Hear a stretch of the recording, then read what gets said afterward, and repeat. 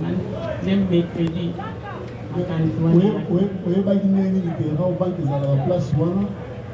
Oye bagine ni ke pona kota kese azawana. Na yeba kite papa na mati na moto na lobi memanga na banque. Là to komi les places na moni banque. Na yeba kiti sanga awa. Skolba papa mi bali ni. Di botelemo. Après lui. Tala bango wana. Na yeba bango te papa. Tala na ozala précédé a roloba na ye. Na oyo ke la bango kutu mawande bata okangama. Ko etanga pa baide do te. Zo de la bango. Oui. Le ministère public a lobby est associé là.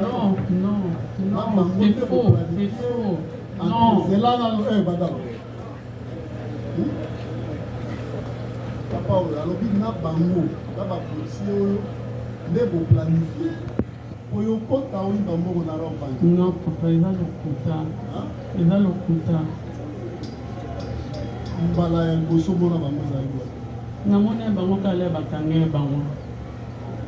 Est-ce que tant bakana bango fona bino fait bato ante kendo ba o baza ba ido. Na loba kyango. Oui, na loba kyango.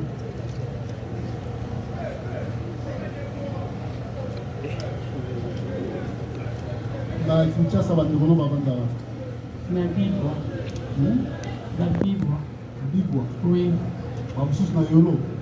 Non, na ebika na yolo ezo. Non. Nazala mingi na contact na grand frère nanga na mama. Siko na yolo ezo bana. Na ebite. Ha? Na ebite papa. Yo banda wa. Banda. Intention. Pascal Mokali. Yo. Téléma monsieur. Kikole. Yo. Route Mokali Pascal. Route Mokali. Oye baki bango kuna? Non, nakenda kutu. Na ebi kutu bakombo na tena kenda pe place en hôtel. Skolo mbongo izawa. Pa bato ba bete ba chaki na minduki na kati ya vagin na. Bango ni mbazaki mbongo. Mbongo zalai kombi. Na ebi te papa, na kuko konte te na minute ya no na kati ya robata mazo banga oza tan ya konte te. Siko mbongo zaki wana ikukaki kufuta nyungu na yo ndoli na ofu. Na ebi te po na ebe pete monta. Na ebe te. Nga na zwi kaka na koti, na ebe monta mbongo wango te. Sikoyo nduki oyo. Ha? Tango zokota na mo. Intention na ezalaki nini? Intention na ezalaki nde eza na forme munduki bato bamona ngo eza lokola ya vrai. Bakobona lokola ya vrai? Oui. Bakobanga? Oui. Pe bakotika yo oyiba? Nayeba ete na okoma ebe ntina niveau na zambongo na tantaki kaka na ndima ete kupe na munduki ya plastique na ti ozokota ezalaki ke bakomona eza munduki ya vrai? Oui. Bakobanga? Oui. Pe okozwa mbongo, c'est ça? Oui, ndenge ezalaki na mutu nanga. Pe ozwi mbongo? Oui. Obandi kobima nango? Te nabatamaki place nazalaki na banque. Te olinga kobima nango? Oui. Oui. Oui. La place mbongo ekende ozoloba te bongo place eke nayebi papa. Oyebi? Oui. Pa bapolisi oyo babetaki ngai bango nde moto bazwaki mbongo mpe bango mpe moto bazwaki portable nanga. Est-ce que place ozosamba kuna na dossier mosusu bato wana baza kuna? Nayebi te. Omoni moko? Namoni moko te. Kuna omoni bango te? Namoni bango te. Bango baza kota mibali biso kota basi toza kokabwana. Te tolobi boye place oyo ozosamba na kuna esika yo oza victime? Oui. Est-ce que na bato wana oyebi bato bazwaki mbongo baza parmi bango? Mais namoni bango te. Omoni na bango na misu te? Namoni bango na misu te. Mais soko omoni bango boyeba lelo naoyeba oyo azwaki oyo azwaki? Oui. Naoyeba. Ntango bakotaki bazali na minduki? Oui. Babetaki masasi? Non. Siko baretrouvaki onde? Moko ayaki kosuba place wana amone nga pa kosignale. Mpona ntango amoni yo moko telemaki tolongo wana bazalaki ebele deja nakokaya kobima te. Comment vous expliquez que opération ya envergure wana ozalaka yo beaucoup? Mpona nini ozobomba bacompréveni na yo nakosaka te papa Bénédicte nayebi moko na bango te nalingi na gérant ya bar papa nayebi moko na bango te bon papa soki nayebaki mutu moko bapreve eza na baportable boza na baportable na bango il faut tozala na trace ata na whatsapp il faut moi appel ou bien ata numéro na nga ou bien ata conversation il faut ezala na whatsapp baportable na bango eza na maboko na bino bokomona nyonso soki na okosa même nga mpe portable na nga so bomoni yango bapreve il faut nazala mpona kokokopere na bato oyo tosolola na telefone te il faut kaka tozala na conversation na telefone tapi nayebi ete tapi tokutana ye mercredi nazala nde motema malamu papa nga motu nyonso nayambaka motu tu oya otala nga nazala reconnaissance na kolesa ye na kokipe ye kapi ayaki mpe tenga aza bongo te tenga siko nazanga bongo te nga azanga bongo te non papa nazala na motu moko te nakima nanga mpe bato meme na poto nasolisaka motu te nazala na bato te ni na poto ni na afrique soki naye kaka kaba oyo baoya otala nga nakomi kotambola na bango naza bongo sikoyo ntango oyaki na kinshasa ezalaki kosala mikolo moni une semaine. Oui. J'ai dit, on est placé dans la banque. La banque, on a tenu au sala,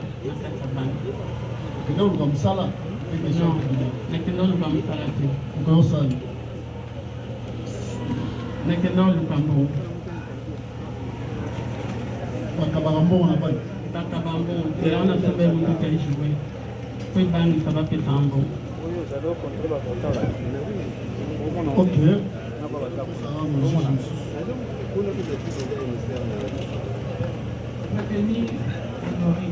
Oui, maman. Mission nini okendaki nango na bang.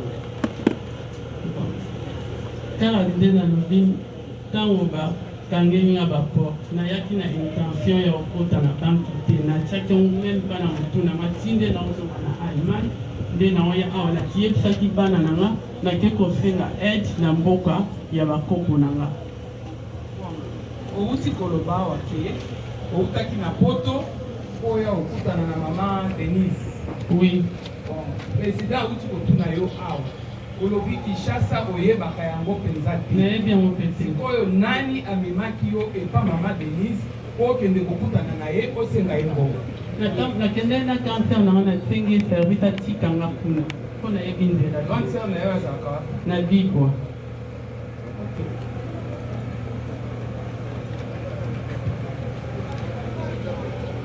Prévenir Honorine. Oui. Na kolanda o malamu ndenge tribunal akuti kolanda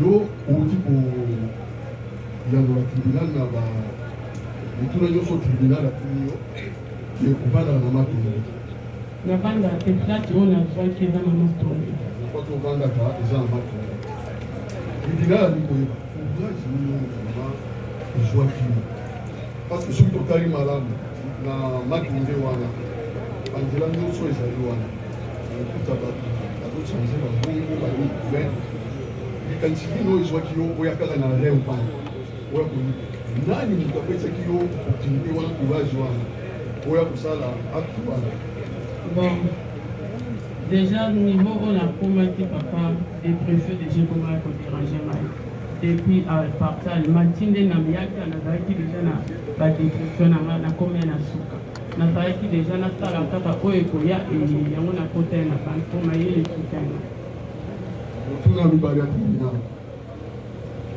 acte oyo opesaki na leo banke oyo osalaki wana selon mibeko oyo ya mboka so eza malamu mpe eza malamu eza mabe silesipesa ina bakisa lisusu na banke wana oza na compte ozalaka na compte kuna non sikoyo oza na compte te okoti kuna koluka nini Comme tu as voté à Bouna dans la côte, tu as la côte, tu as côté Mongolie. Ah, prévenir Dorine. Pas servi, papa. Pas servi. Oui. Est-ce qu'on a acte n'a opposé est-ce qu'on va dire dans le moment, est-ce que la question de nationalité, est-ce que les a toléré? N'a évité. On n'a pas toléré à vous. C'était une limite, n'a évité. On a la Liga Eva.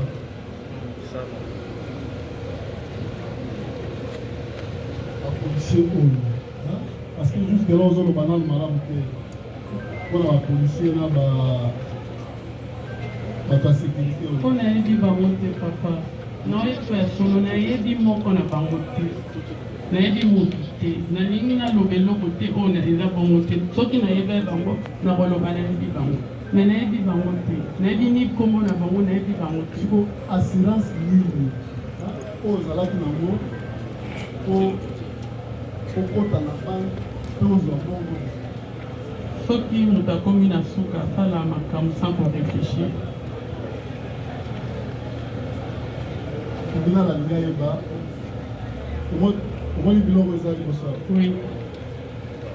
Ils ont eu. Et là. Ça là, vous avez eu. Na somba qui on a pas na biso to na hiver. Jour na voyage qui va magasin dans l'aéroport. Na somba qui on a aéroport. Aéroport à what? Il y a Francfort et Allemagne. Et vous allez kuna usuka aéroport ya na mona Congo à Et kati basoda kango biso to profitera mingi so basonde biloko. Nde tosombaka lelo nalinga na voyage na koti na bamagasin tanti air cheki nde koka namoni baga na bachapeau nasombeli bana nga natie na kati ya valise poso oyo nazongi napesa bango ntango tolandi yo mpe okoti na raobank ozalaki abie na noir nalataki chale ya noir na matisaki nde chale na manete na chapeau normal chapeau ya noir oyo wana oui moko ya bongo oui mais awa malili eza mpe awa eza nde moi ndenge nini yo zela awa moi nde ezali nayebi ndenge nini yo na moi okota na raobank elatisi nini oyo soki na ngai nasalisaki te nalataki to mpona soki ezalaki sali te otiaki mpe linete oui linete ya moi donc biminete moto azoya koyiba na filme bon ezalaki image te yango nalinga na pesa teme ndenge totala na filme motu noir biar ya koti seulement ndenge okotaki mpe otenir bato nyonso na respect ntango bamoni accoutrement na yo wana bango nyonso na se ezalaki ndenge wana non d'abord noir eza na couleur préféré na nga nani bato bayebi nga na allemagne alataka mingi noir nalinga mingi bacouleur te linete olata ezali bien noir linete noir te linete ezalaki mélange noir chocolat tozongisi oyo omoni kuna baboule ya bachambre babangi oui omoni pli mpe eza wana oyo eza deja mpe mpona komela auditeur alobi biloko oyo bazwaki yango mpa na yo oui na chambre na yo oui okoki koyeba eza nini eza yango eza badiambo ngai mona mela mpona silisa dépression na nga elaka diamba mpona dépression combien de boules par jour ata 7 oui silence s'il vous plaît badiamba oyo outaki nango poto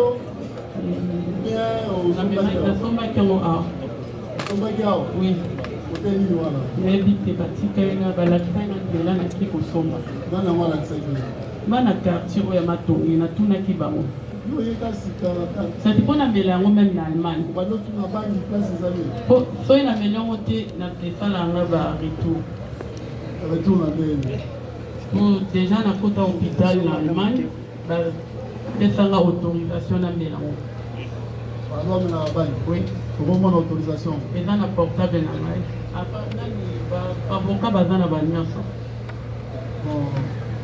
pli wana tozomona molai yo tobeta yango nabo nalingaki yango yoko olingi yango oui ozobaya yango oui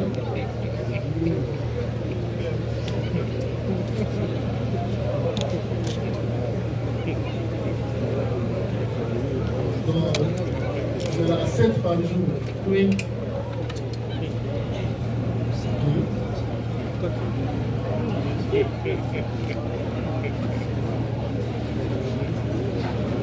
Maintenant, la loto na yo.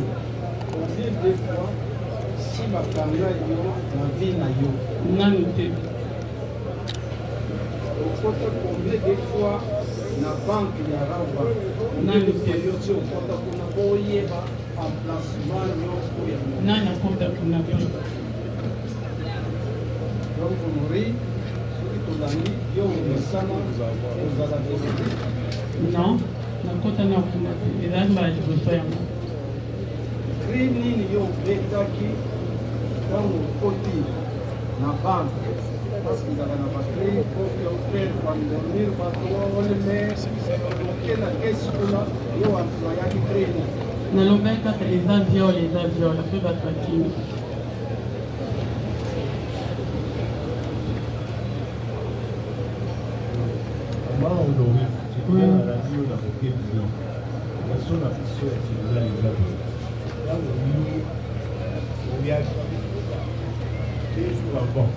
Yuna Benjamin Sololi troisième jour voyez na la carte donc c'est une opération à Yuna Benjamin qui a bien avant là-bas Non, Benjamin ayakotikanga ka jeudi tokota ya les jours soki ka jeudi nde moto ayaki atikinga nabengaki aza moto ya moto nayebi ete ntango okotaki na banke oui te nalobi kaka eza viole des fois ntango okendaki na kese estce obataki kese arme na yo obie non nayebisaki kaka naza mposa osala elomo ya babebe pesangaka mbongo aka apesinga mbongo ni na monduki ni na mena kaka na monoko monduki na yo wana ntango ozaki na kati ya banke est-ce que outilisaki yango kobeta comme jouer ou non bien nabetaki yango mpe te natiaki kaka des fois boye esili mpe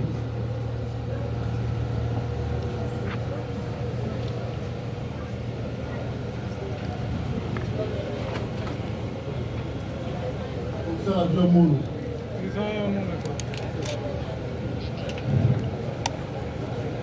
Mais la place, on aurait une pousse à la moitié.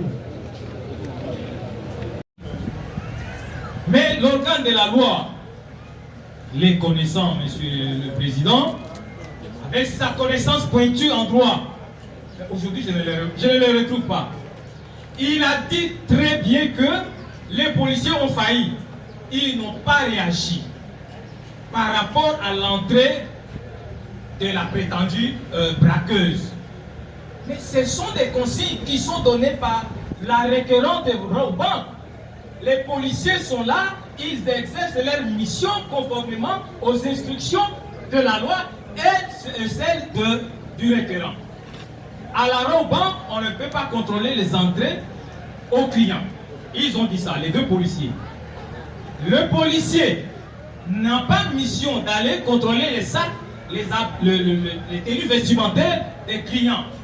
Mais comment l'organe de la loi peut dire qu'ils ont failli à leur mission alors que Cachaman s'est conformé à l'article 9 de la loi portant organisation et fonctionnement de la police nationale congolaise. Les policiers dans ces missions, ils peuvent utiliser l'arme blanche ou l'arme à feu. L'organe de la loi a reconnu que M. Benjamin a pris la poudre d'escampette parce qu'il y a eu détonation de coups de feu tirés par qui? Vous avez vu qu'il n'a pas répondu à la question. Et en deuxième lieu, les policiers Cachaman a maintenu la braqueuse qui était porteuse d'argent par les deux coups de balle tirés. Comment peut-il dire qu'ils ont failli à leur mission? C'était ça la petite observation que j'avais. S'il peut nous préciser, est-ce que les policiers ont failli à leur mission, oui ou non? Merci pour la parole, Monsieur le Président.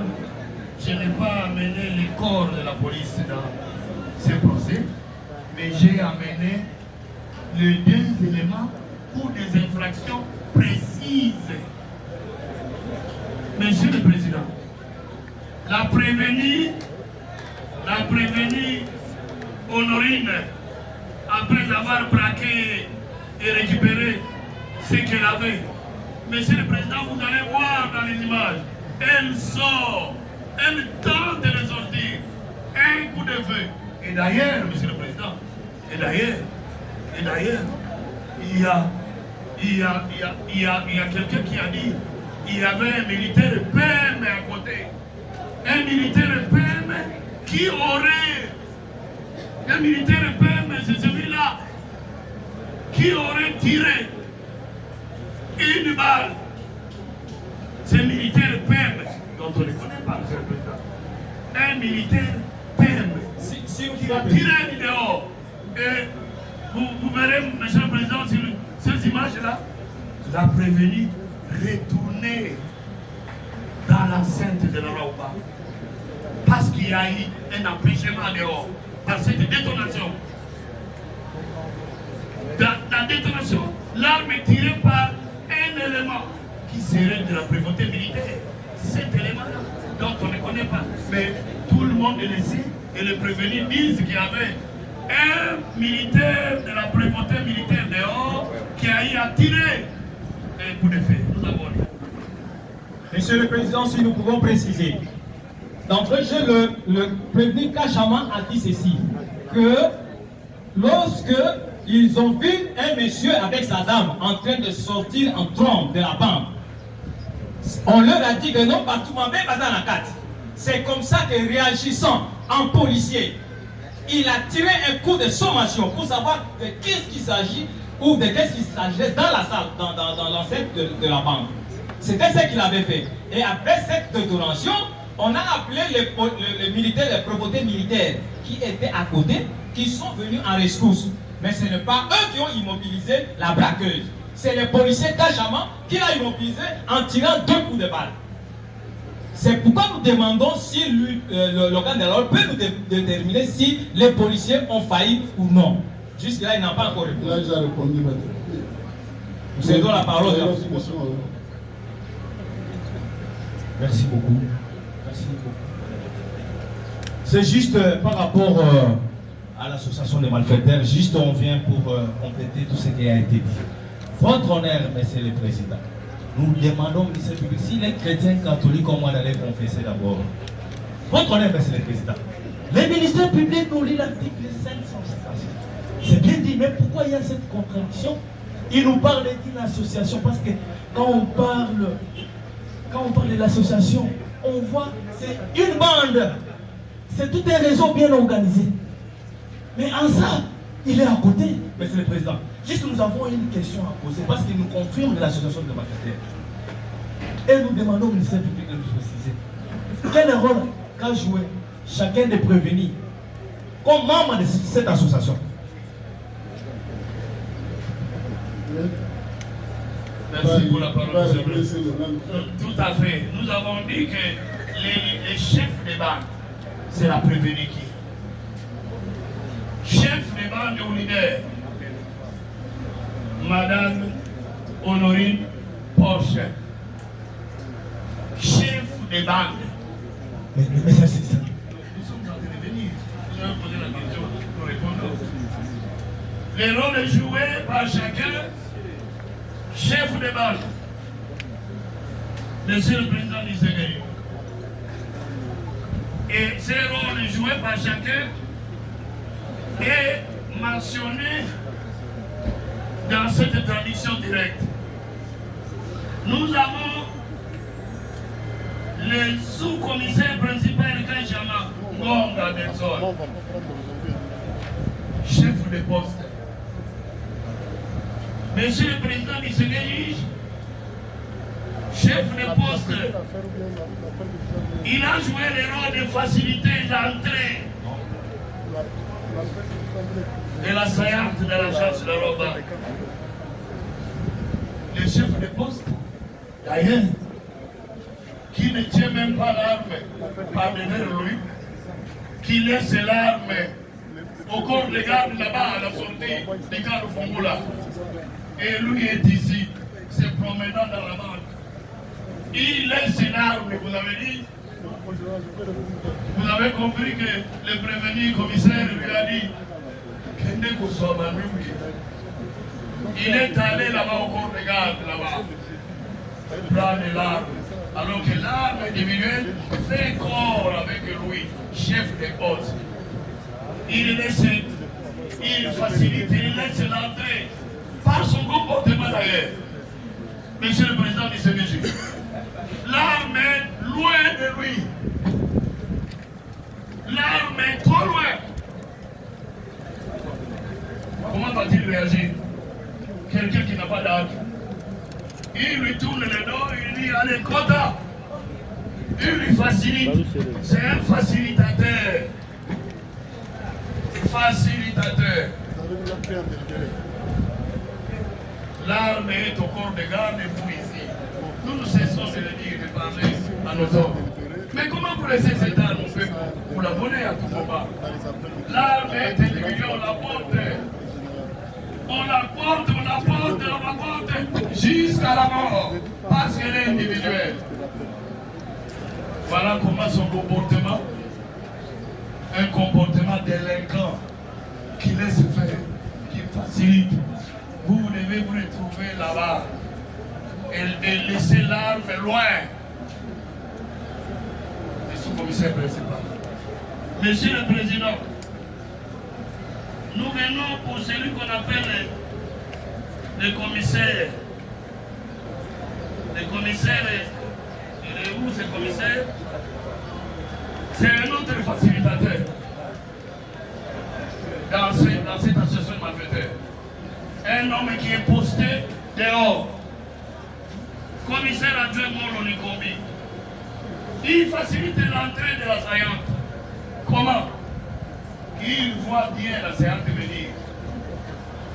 En ligne de tenue. Si vous observez cette tenue, j'ai vu cette tenue d'une femme habillée de cette manière une fois dans la vie. Je vis une telle femme et tout le monde ici à Kinshasa regarde. Tout le monde est censé regarder la femme qui passe. J'ai vu cette dame pareille au Soudan et en Égypte. Habillée, tout, et elle a mis tous les doigts jusqu'au pied. Une manière de se camoufler. Monsieur le Président, habillé en noir, le commissaire qui est en train de réguler la circulation, commis, il est commis, il est détaché à la robe pour les entrées et sorties de véhicules. Il voit bien la dame venir et entrer, il lui tourne le nom de quota. Il a facilité l'entrée. C'est une aide indispensable de ces complices-là, les commissaires adjoints. Monsieur le Président, j'en viens à Kingambo ou à Kingambo Nordin, les vigiles là. Les vigiles. Un autre facilitateur hors cadre. Facilitateur. Un vigile ou une vigile, comme vous voulez. Monsieur le Président, il est là, gardien, il est payé pour ça. Mais il voit la dame venir. La dame est en train de venir, l'assaillante, il lui tourne le dos. Il lui tourne le dos. Il n'écrit pas au voleur. Il la laisse entrer. Habillé en noir. Et tout le monde est dehors. Tous les prévenus que nous avons amenés ici, il n'y a pas une caissière. C'est ça la caractéristique. Et le militaire commun de tous ces prévenus. En dehors de celle qui a fait éruption, tous les autres sont du dehors. Et du dehors où ils sont postés, ils les laissent. Et le dernier, Monsieur le Président, c'est celui qu'on appelle les civils au carré. Lui-même venait de dire qu'il est civil au carré. Katompa. Katompa, lui, il voit bien l'assaillante, mais il a eu la panique. Et il est allé se camoufler pour même enlever cette tenue de service. Il enlève Et à celui-là, la robe qui peut donner l'argent? Non. Qu'a-t-il fait? Il tourne les dos, il dit entrez. Il est indispensable. Et il est entré. Et là, il est maintenant confondu à tous les civils. Il laisse son uniforme de gardien et confondu, la dame est entrée. Par irruption. Une irruption. À 9h. Merci au Gandalf. Nous avons vu. Monsieur le Président, je laisse la parole à mon frère qui va me compléter. Rapidement. Il y a des autres prévenus pour lesquels leur conseil n'a pas encore pris. Merci, Monsieur le Président, membre de la composition, organe de la loi.